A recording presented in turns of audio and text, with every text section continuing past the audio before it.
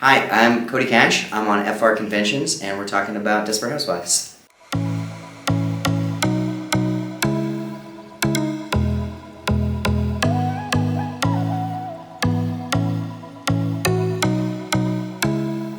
That's a great question. I think anything for an actor starts on the page with the writing. Really good writing, you can gather so much from it immediately without having to maybe infer and make a lot of stuff up. Immediately when I received just the audition piece for Zach, I knew that it's this very odd cadence to how he speaks and to sort of the subject that they're talking about. So that did a lot of the work for me, just trusting the writing. It's really important that actors can trust the writing. And then you just the approach is, to find specific layers with your scene partner, with people that, are helping you discover the story and the characters as you move on. So it kind of evolves naturally, and then when you, for me, it's a process that ends with like wardrobe. And as soon as that is put together, then you can complete the sort of the feeling of the character.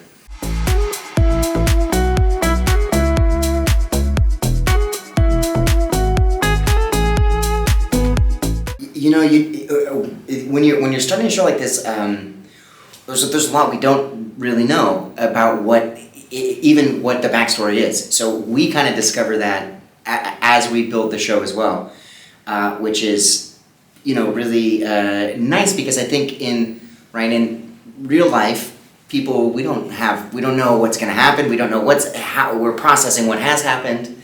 So it's kind of a similar. It's different approach to, say, doing a play or doing a film. That it's a piece that begins, it has a middle, and it has an ending, and we all can know what that is. We know where it's going. We know how it started.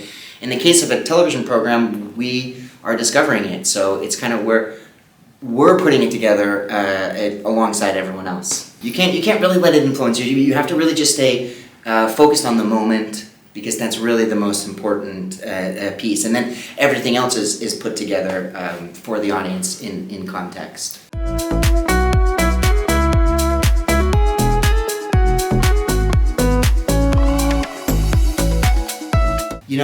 That's actually a really great question. I don't know that he knew even what it was, but I think if I had to guess, it would just a place where he could feel comfortable, and not like he was being used for something.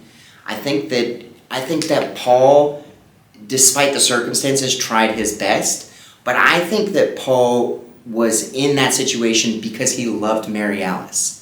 He wasn't in that situation because he really loved Zach. I think he did his best with Zach, but the whole reason he got involved in the first place, I think, was to protect his wife, who he loves. And so as far as Zach didn't really have anyone that he felt comfortable with at all. Now, as the show moved on, then it was Felicia. Was it Felicia? She was the first person that sort of felt motherly to him, and he kind of let his guard down. But then she took advantage of that because she was using him also, and she was drugging him. And so I think that was kind of the final thing for Zach, where he just kind of made this thing. I don't trust anyone. I don't know who I am, and it doesn't matter because I'm just gonna do whatever I want. And so I think he truly was kind of in that case lost as a person.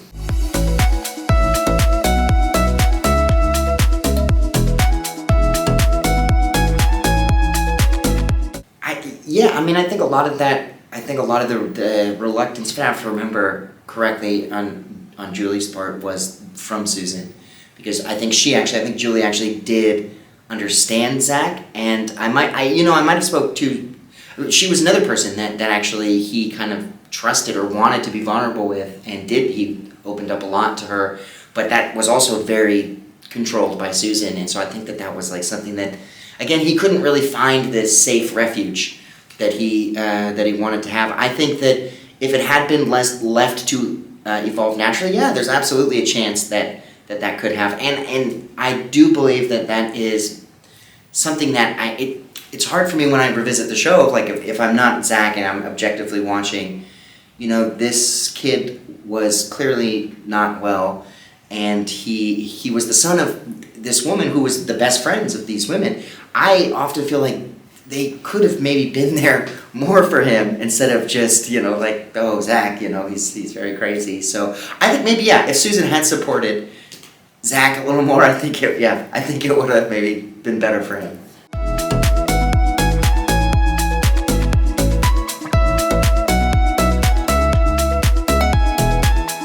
Yeah, I think Zach was really an insecure person.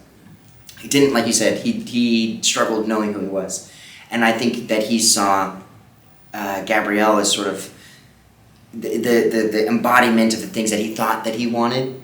It's like this beauty and this popularity, and everybody, really likes this. For someone really trying to fit in and trying to find himself, that was something that I think he told himself that he liked, but I don't believe he really did. It was more of just someone who didn't know who he was, but now all of a sudden he's in a situation where he has money, but he's very insecure, and so he was just very much like overcompensating and still trying to find himself with and through that situation. But there was in the earlier seasons there was a relationship that they had explored between Zach and Bree that she kind of did feel, she was like the one that really felt sympathetic towards him, and that was an interesting dynamic, and I wish that we had explored that a little bit more, but I think ultimately, the writers, we maybe felt like it was a little too odd, but either way, I think when we did get to Gaby, it had a lot to do with Zach trying to fit in.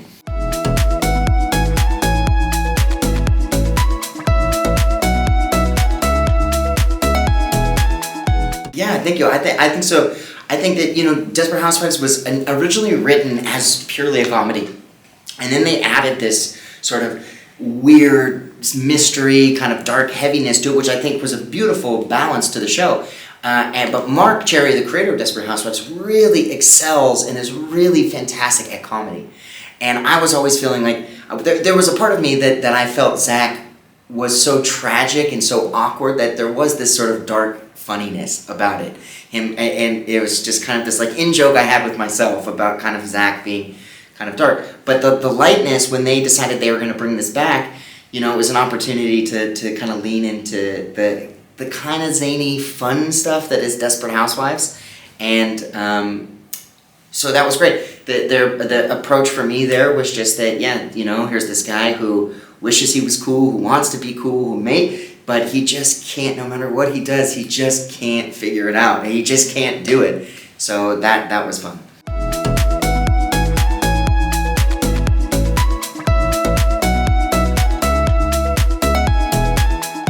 Yeah, I think that he made up his mind. There was a final scene, I think, that I shot in rehab with Paul, where basically Zach says to Paul that you're evil and I can't forgive you.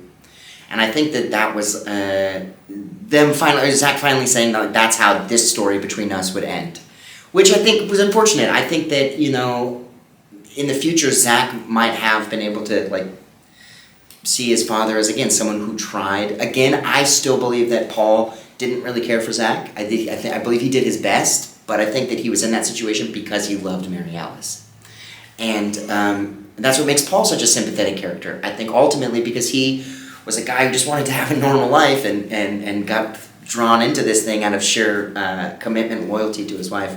I think that I would have, liked to just the storyline, just have some sort of closure between Mike and Zach. I think that would have been good. I think maybe fans probably would have wanted that, whatever became, because, I think then Mike ends up with a new family and he has another son, MJ, and he ends up in, maybe just some closure between Mike and Zach would have been nice.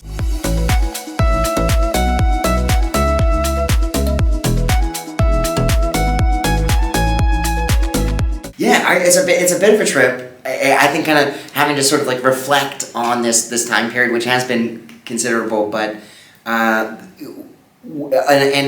this really is a reunion between a lot of us who have not seen one another since the show ended in 2012, And even before that, this is a large ensemble show, so a lot of times our schedules were very disconnected from each other. So even though we didn't get to necessarily spend a lot of time unless we were working with one another, which often we weren't. But yeah, this time has passed, so it's like getting to reflect on it from a different perspective, getting to just be objective about Desperate Housewives as like from a perspective of a fan. Like what makes this show great? Why do people really enjoy it? And then now being in Paris and seeing the reception and getting to have those conversations with so many fans has been just like, wow, you get a sense of that this show really did have an impact on a lot of people's lives. So that's really cool. And I think art in general, can withstand, if it's good and it's true, it can withstand the test of time because it's a universal experience that people, no matter what place or time, they can relate to. So yeah, it did take that time to sort of find the thing, but now Desperate Housewives has sort of entered this sense of it's been in people's lives for a long time, and they're nostalgic about parts of it, and it feels like you hear from so many people, it's like, you lived in my living room for all of these years, you're like a family member. So just getting to hear that from people is the real experience that people actually have about the work is really cool.